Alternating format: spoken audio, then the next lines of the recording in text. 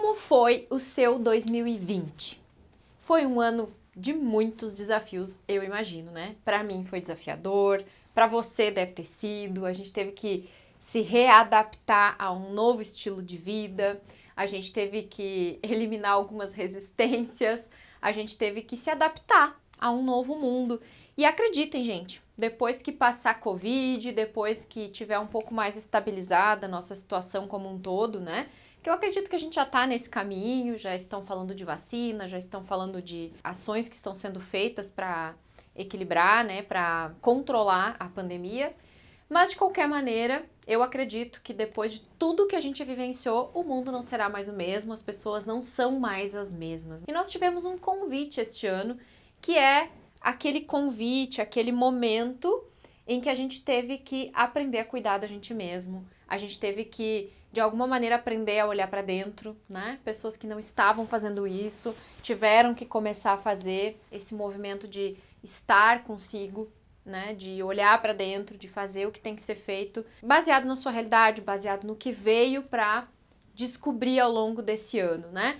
Então, nesse momento em que a gente está chegando no final de um ano, estamos finalizando este ano de agora, finalizando um ciclo, começando a construir uma nova realidade, começando a pensar, né, analisar, e aí, como foi, né? Se fizer um balanço do ano, como foi o ano para você? Porque eu vejo assim, ontem eu tava com o meu afilhado e ele disse assim: esse ano parece que não existiu. Deu, como assim esse ano parece que não existiu? Eu não pude brincar com os meus amigos, eu não pude ir pra escola, tive que ficar mais em casa. Parece que esse ano não aconteceu. E eu já vi outras pessoas falando isso também.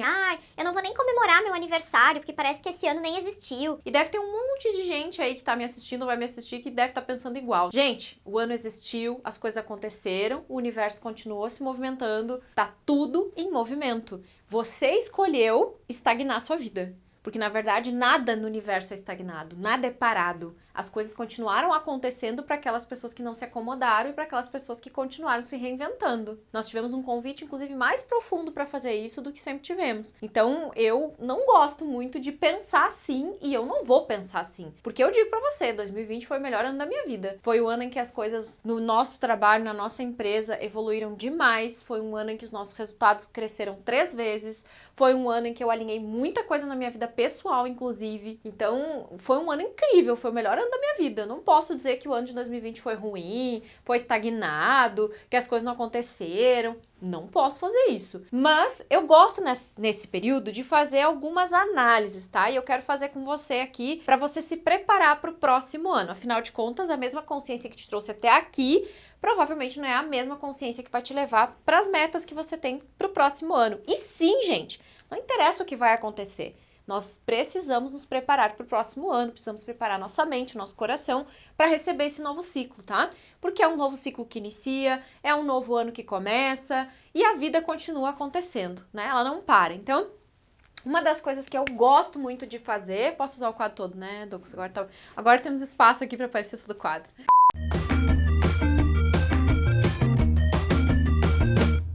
Uma das coisas que eu gosto de analisar é o que deu certo em 2020.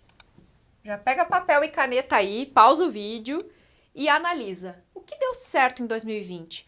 Coloque pelo menos, deixa eu usar outra cor aqui, 5 coisas que deram certo em 2020 para você e para sua vida.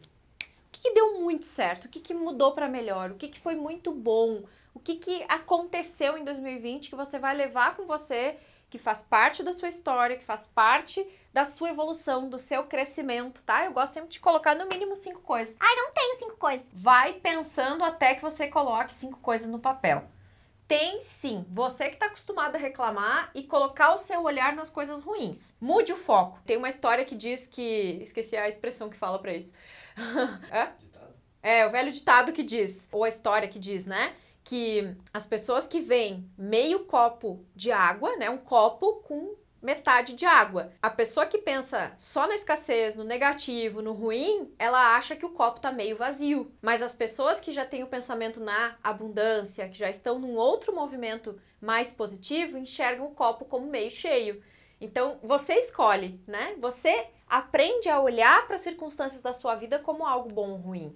Nada é bom ou ruim, gente, tudo é neutro. Você é que dá significado para as coisas, né? Então eu gosto de ter essa clareza, né, do que deu certo, mas lógico que às vezes nem tudo deu certo como eu imaginava. Então o que pode ter dado errado, depois que eu falei isso, fica meio difícil você querer achar que algo deu errado, né?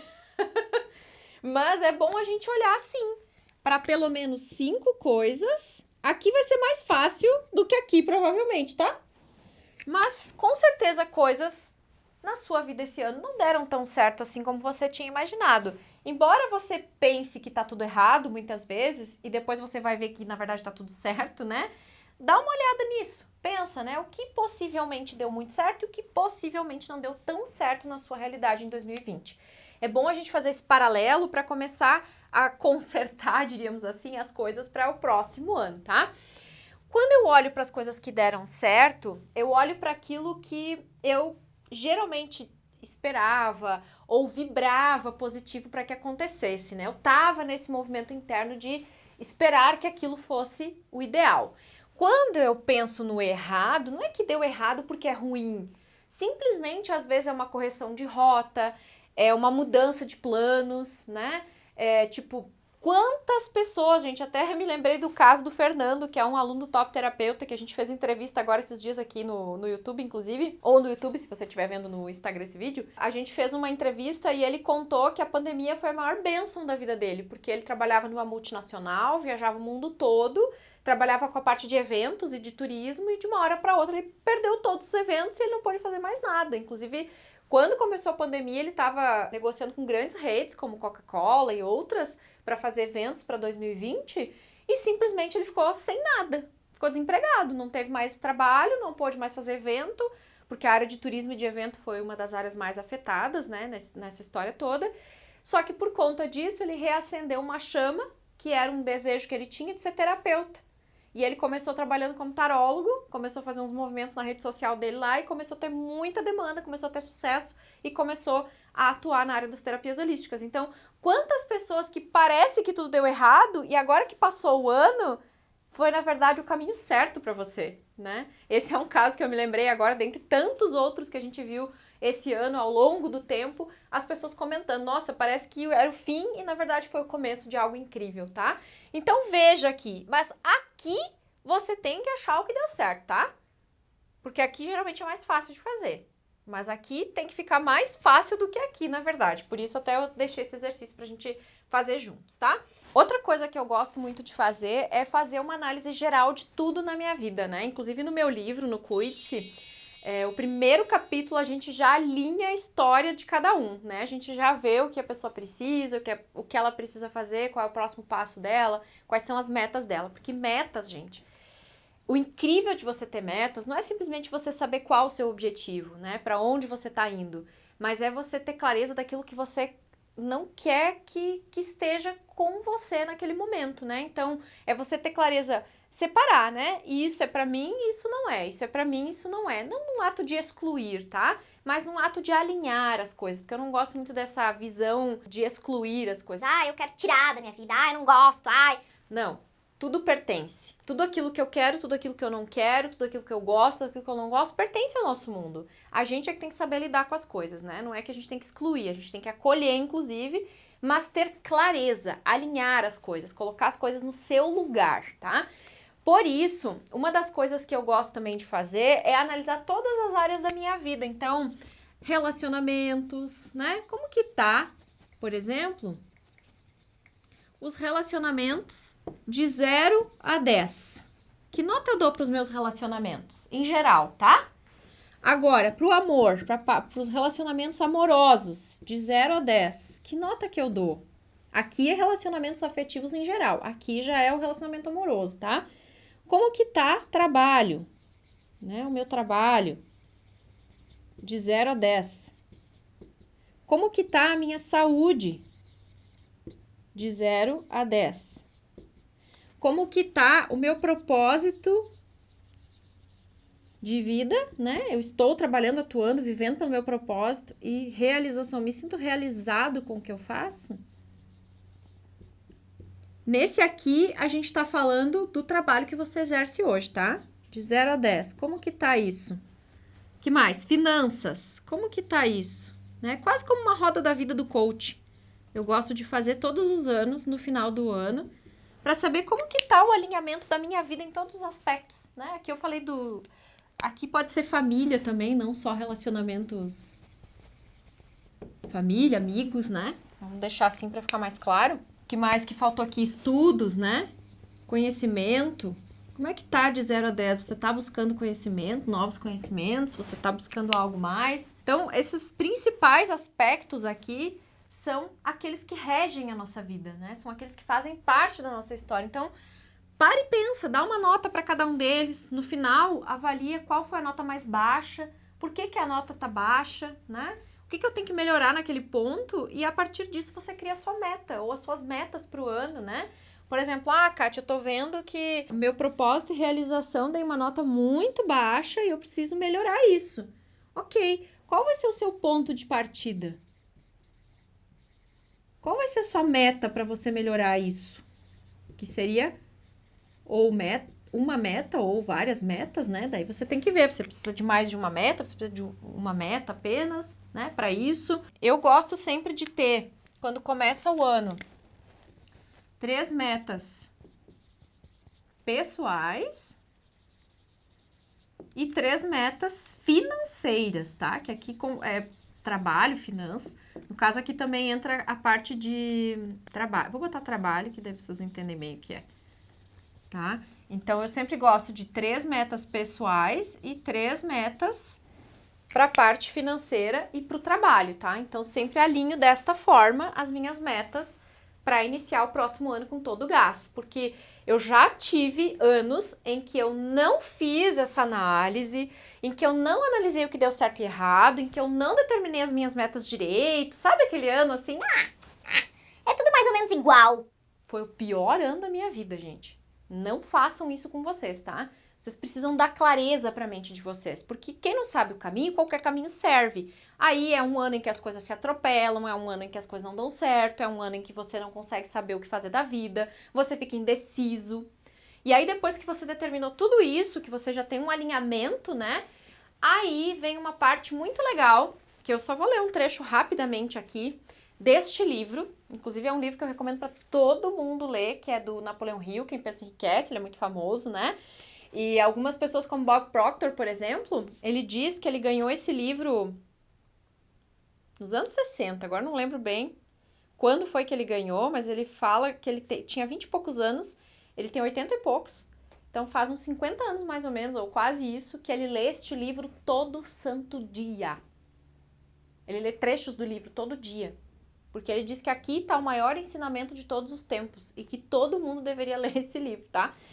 Tem uma parte aqui que inclusive está marcado no livro, deixa eu mostrar para vocês, ó, que é sobre persistência. Aparece aí, né, Douglas? Pelo menos o título. Mas depois o Douglas ajeita aí para vocês e bota pelo menos o título, a gente bota uma imagem aí. O esforço continuado necessário para induzir a fé é um passo em direção à riqueza, tá? Quando eu falo de riqueza, eu não estou falando somente de dinheiro, eu estou falando de uma vida farta de possibilidades, eu estou falando de você gerar riqueza no mundo, eu estou falando de você contribuir para que o mundo seja um lugar melhor, tá? E aí ele fala, a persistência é o fator essencial no procedimento de transformação do desejo em seu equivalente financeiro ou na sua meta, né?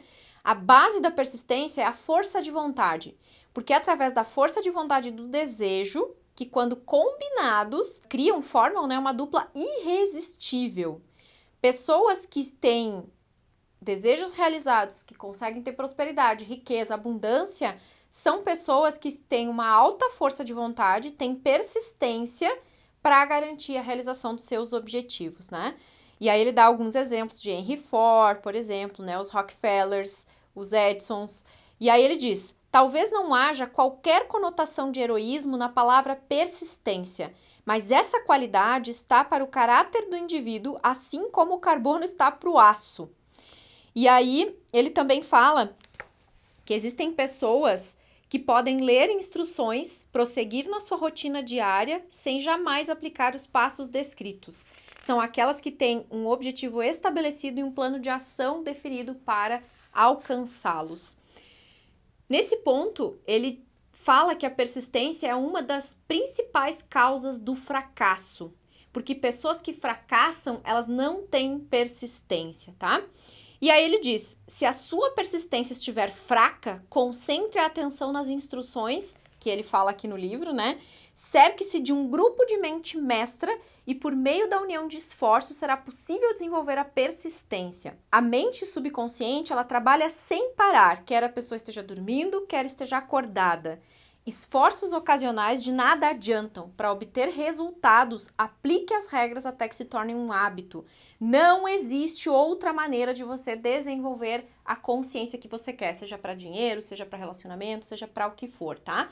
A mesma lei que faz a pobreza ser atraída pela mente favorável a ela, leva o dinheiro em direção à mente que foi preparada para atraí-lo. A consciência da pobreza ocupa do mesmo modo espontâneo a mente de quem não estiver ocupada pela consciência do dinheiro. A consciência da pobreza desenvolve-se mesmo sem a aplicação deliberada de hábitos favoráveis a ela. A consciência do dinheiro, ao contrário, precisa ser criada, a não ser que o indivíduo tenha nascido com ela, né?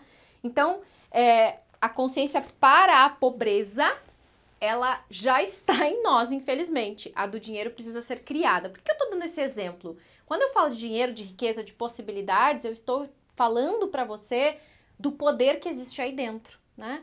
E que eu vejo que os grandes nomes, as pessoas de sucesso, só chegam lá, gente, por terem força de vontade, um desejo ardente e persistência. Porque de nada adianta você fazer tudo isso aqui bem bonito no papel e não continuar persistindo nos seus objetivos. Você precisa ter persistência, você precisa ter foco, você precisa olhar para aquilo que você quer, né? Ao invés de fugir, olhar para aquilo que você quer, para direcionar a sua energia e os seus esforços para a direção que você quer determinar para a sua vida no próximo ano. Então não tem desculpa, tá? Não tem pandemia, não tem nada que possa tirar você do seu caminho se você não parar. A dica é: faça o que tem que ser feito e não pare em 2021. 2021 é um ano em que vai exigir velocidade. A gente vai precisar fazer as coisas. Se a gente não fizer, a gente vai ser empurrado para fazer. Então não deixa o universo conduzir você. Conduza você o seu destino, porque você cria o seu destino. As circunstâncias não determinam os seus próximos passos. Você cria o seu destino e você está determinando agora o destino que você quer para 2021. O que você quer da sua vida? Você precisa saber. Você precisa dar clareza para sua mente, para o seu coração. Você precisa sentir o que você quer. Precisa fazer sentido para você. E o primeiro passo é botar no papel tudo que nós falamos aqui e dizer para você mesmo que você vai se comprometer e que você vai ser persistente. Porque não existe outra qualidade igual ou parecida com a persistência. No final do ano passado, no início desse ano, eu falei que enquanto a gente não tivesse um número X de alunos, eu não ia parar os meus projetos para nada. Eu ia focar nisso. Por isso a minha empresa teve 3 vezes mais resultado do que no outro ano. Porque eu determinei e eu me comprometi com o meu propósito. Então comprometa-se com o seu também, mas você precisa saber o que você quer.